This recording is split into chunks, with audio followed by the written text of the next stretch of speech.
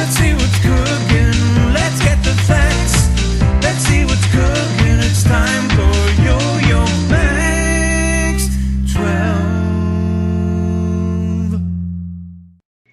Here we go. Homemade marshmallows. Start off with a large bowl and 1/2 cup of cold water. Sprinkle over top of that 3½ envelopes of unflavored gelatin. Now I bought my gelatin at the bulk barn in bulk, and that is the equivalent of 2 tablespoons plus 2½ teaspoons of unflavored gelatin. And just let that sit while you prepare the rest of this. Prepare your 9 by 13 inch pan by spraying it very well and then sprinkling some powdered sugar on the bottom and the sides. Then in a large saucepan, you're going to place 2 cups of white granulated sugar, 1/2 cup of light corn syrup, or if you can find it, liquid glucose, 1/4 teaspoon of salt, and another 1/2 cup of water. Then you're going to heat this over medium-low heat, stirring until all the sugar is dissolved. Once it comes to a boil, you could turn the heat up to medium, and then you don't have to stir it anymore. And then simply boil the syrup mixture until it reaches 240 degrees Fahrenheit. I'm just using a plain old meat thermometer to check the temperature of this. Then pour the hot syrup mixture over top of the gelatin in the bowl. And then stir it together until the gelatin has dissolved. Now you're going to beat this with an electric mixer. If you have a stand mixer, it would be a good idea to use it because you need to beat it for a long time.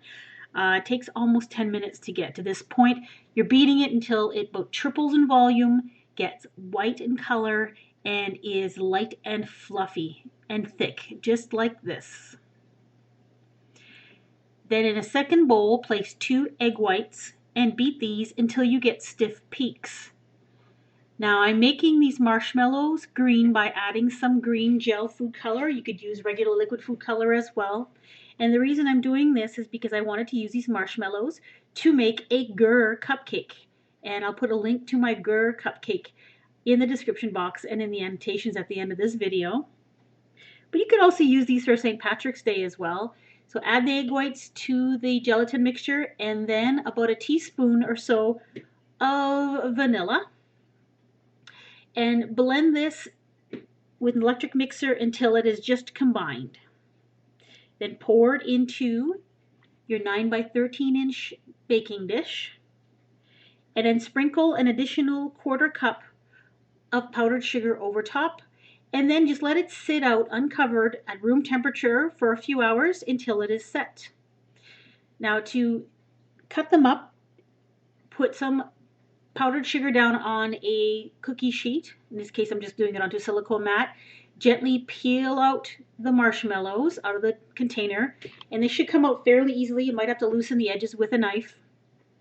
Add some more powdered sugar over top because these will be sticky on the surface of them, and the powdered sugar helps them be easier to manage. And then you can slice them up, or you can even cut them into shapes. St. Patrick's Day was coming up when I made this video, and I intended on putting this on top of a cupcake as a decoration. And I also cut out some heart shapes to try to make some shamrocks leaves as well. Or you can use a knife or a pizza cutter and just cut it into cubes. Then you can toss the cubes into some more powdered sugar to keep them from sticking together, and then keep them in a sealed container at room temperature in a covered container. These actually will toast and puff up just like regular marshmallows, and you can use them and make St. Patrick's Day s'mores if you wanted to use the green ones. Of course, you can use whatever color you want, or you can leave them white.